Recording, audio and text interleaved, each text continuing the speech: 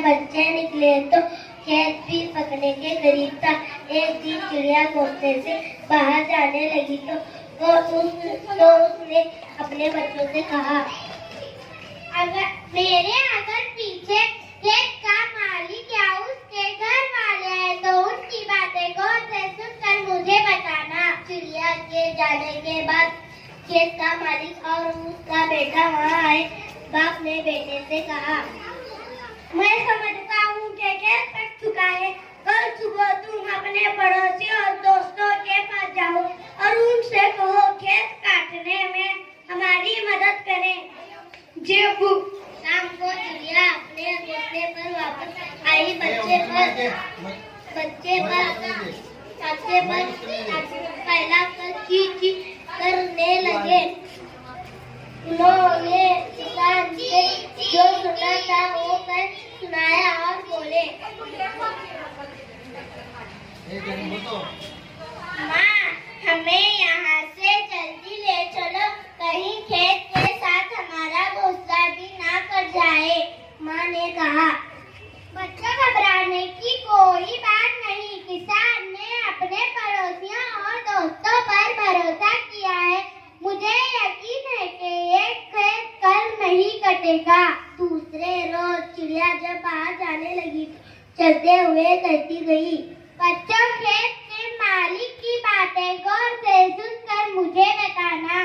कुछ देर बाद खेत का मालिक आया। वो बहुत देर तक पड़ोसियों और दोस्तों का रास्ता देखता रहा, लेकिन वहाँ कोई न आया। जब धूप तेज हो गई तो उसने अपने बेटे से कहा, पड़ोसी और दोस्तों का कोई भरोसा नहीं। कल तुम अपने चाचा साथ भाइयों के पास जाओ और उनसे कहो खेत काटने में हमारी मदद करें। जी अब्बू। ये बात सुनकर चिड़िया के बच्चे बहुत डरे।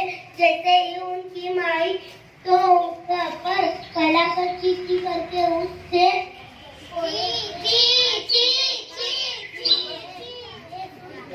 ने कहा, मुझे नहीं लगता कि ये रिश्तेदार उनके काम आएंगे।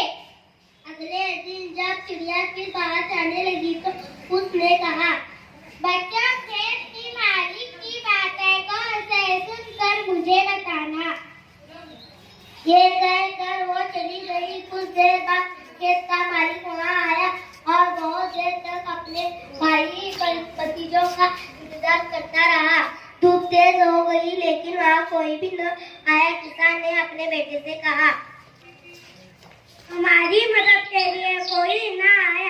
कल सुबह तुम अपने दो दराती तेज तैयार रखो। कल हम खुद हमारा खेत खुद काटेंगे। जी अब्बू। ये सुनकर चिड़िया के बच्चे बहुत डरे और जैसे ही उनकी माँ आई तो फिर फैलाकर चीं करके ये अपनी माँ को सारा माजरा कह सुनाया। ये बात सुनकर चिड़िया ने कहा, बच्चों अब हमें यहाँ से चलना चाहिए। ये खेत अब कल जरूर कटेगा। जब आदमी अपना काम करने के लिए तैयार होता है वो काम होकर ही रहता है। ये कहकर वो उसी वक्त अपने बच्चों को लेकर वहाँ से दूसरी जगह चली गई। दूसरे दिन खेत के मालिक और उसके बेटे ने खेत की कटाई शुरू कर दी।